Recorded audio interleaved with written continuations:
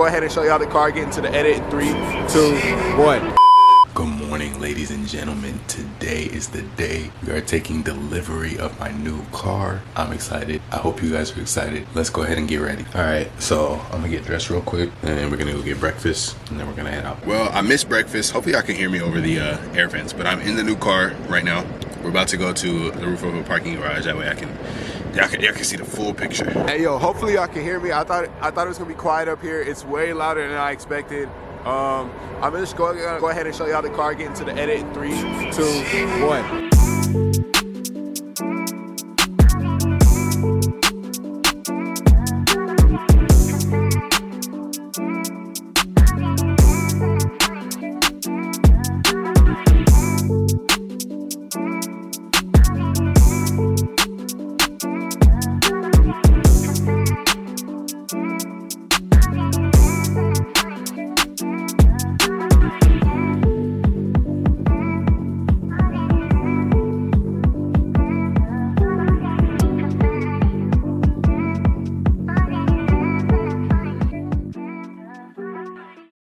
So as you guys can see, we are in a brand new 2023 Lexus IS350 F Sport, and man, this car is beautiful. So I took a little trip to Lexus yesterday. I've actually already had the car. I said I was taking delivery today. I had the car since yesterday. I got it yesterday around like 5 or 6, and I've been driving it ever since, and I've had so much fun with it. Let me turn the hazards off so y'all don't hear that clicking noise. Yeah, it's a lot of fun. It's a great car to drive. I'm basically just gonna give you first impressions and then a small review. I really don't know all of the features and stuff yet, but I'm gonna give you like some of my likes and dislikes, you know, in comparison to my 2009 IS350. So as you guys can see, all interior leather. Same thing in my my 2009, it was all leather, but this leather feels a lot better. Like, and these seats definitely, I feel like, hold you in a lot more. The bucket seats in this car are super nice, really nice. I really like the way this leather feels. It's really soft to the touch. The leather in my 2009 is a little bit stiffer, which makes sense. You know, the quality of the leather is different,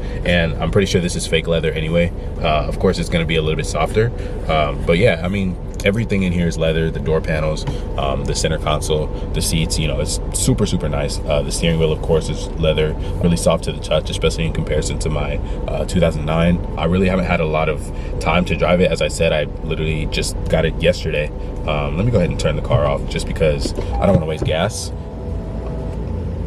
I don't know if y'all could hear or see that, but when I turn the car off, it has memory seats. Most cars nowadays have memory seats. Right here, y'all can see 1, 2, and 3. There's different seat settings for each person. So when you press the start button, the car and the steering wheel will move. You can see, yeah, the steering wheel comes up to me, and then my seat comes up as well. You can see that startup logo. It's super nice. You guys have seen the exterior. I'll just go ahead and throw a couple B-rolls up. It's really loud, so I can't talk out there, but as you guys can see by the exterior, it looks really nice, very modern and sleek. I really like the all white with the black accents. It looks amazing. I'll show you guys a couple of other things that are on the, not necessarily on the exterior, but like, as you guys can see, it has lane assist. I don't know if you guys can see it on the mirror, but it has like the little thing where it'll tell you if there's a car in your blind spot. That's really cool. And then what else? It's got a lot of really cool features that I have yet to, you know, look at and figure out. One of the features I really like right here is the ability to switch modes. In my 2009, I was also able to switch modes, but it wasn't the same. So in my 2009, my buttons were over here behind my steering wheel. In this car, it's right here. It's a knob you switch. You turn it this way for eco, you turn it this way for sport, and then you push on the middle to bring it back to normal. And then there's also a snow mode, and you can turn off your traction control. I'm not really sure what this is for. The transmission, of course, I haven't tried out manual mode, but it does have paddle shifters if you want to go ahead and do that, or you can shift right here as well if you want to. It does have the F Sport badges everywhere right here, as well as on the fenders. My 2009 was not an F Sport, it was a regular IS350. Obviously I didn't have all the F Sport badges, I didn't have the F Sport packages and whatnot. I really don't know the specs of this car as far as like how much power it's making. I'll probably look it up and go ahead and put it on the screen and everything for you guys. But yeah, I love this car. I'm, you know, excited to drive it and stuff. Let me go ahead and show y'all a couple other things on the interior. So look at this clock. Like, I'm not sure what we needed this clock for, but it just looks really cool. And then like The Bluetooth screen, I mean not the Bluetooth screen, the home screen is touchscreen. I am pretty sure it has CarPlay because it's a 2023. I just haven't plugged my phone in because when you go in here, it has USB plugs and then aux plugs and then of course a cigarette lighter, and my phone chargers are all USB-C now, so obviously I wasn't able to plug my phone in, but I was able to connect it via Bluetooth here. And then there's a bunch of different things that you can use on here, like navigation. You can check your miles per gallon, your range, and all that stuff. There's a bunch of other things that you can do on here. I just haven't really figured it all out yet. And then of course HVAC and climate control and radio controls and all of that kind of stuff. And this little thing right here is a touchpad, so I can control the home screen from here, and it's really cool. I did not know that. My friend actually showed me that. Oh, it also has heated and cooling seats, just like my 2009. I completely forgot about that. And then I think this is a heated steering wheel button, if I remember. And then some of these buttons, honestly, I have no idea what these do. I have no idea what these, well, this is obviously for, you know, answering calls via Bluetooth and whatnot. These I think this is for lane, no, this is self-parking. I think this is a self-parking button.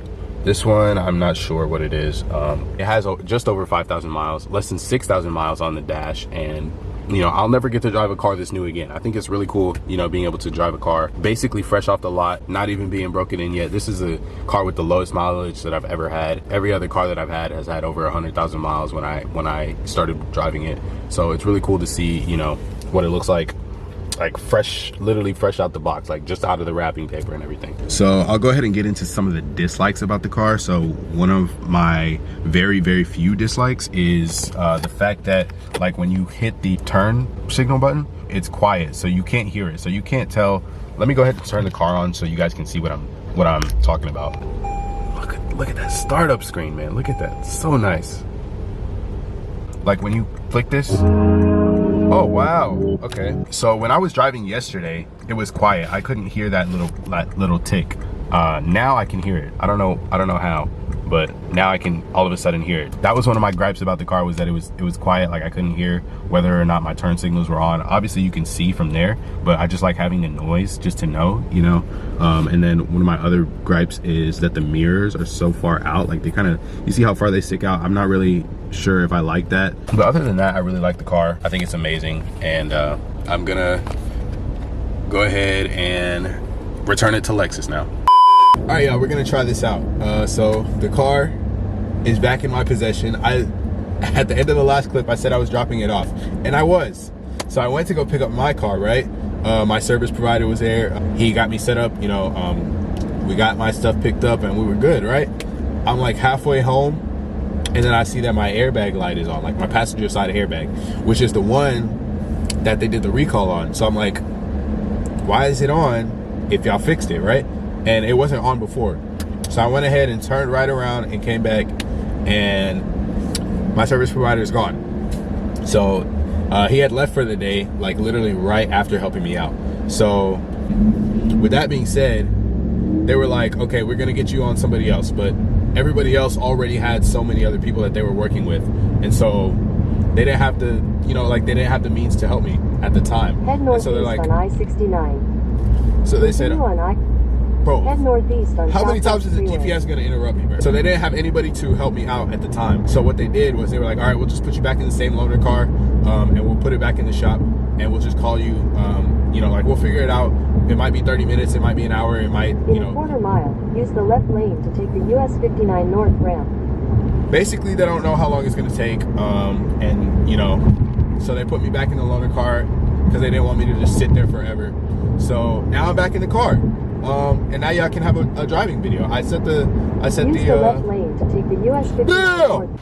So it is the next day, actually. I haven't filmed the clip since I drove home that night, but it's 11:49 and I'm about to go return the car again. I'm probably gonna close off the video here, so I just wanted to, you know, kind of make this video as a point of saying, like, don't believe everything you see on the internet. There's a lot of things that you know, you might see, I don't know, a lot of like bigger name influencers or YouTubers, you know, buying cool cars, like they buying Lamborghinis and McLarens and, you know, Chargers and whatever else, you know, like you see a lot of big flashy stuff, people going in the mall and buying like a Miri and Louis Vuitton and all that kind of stuff.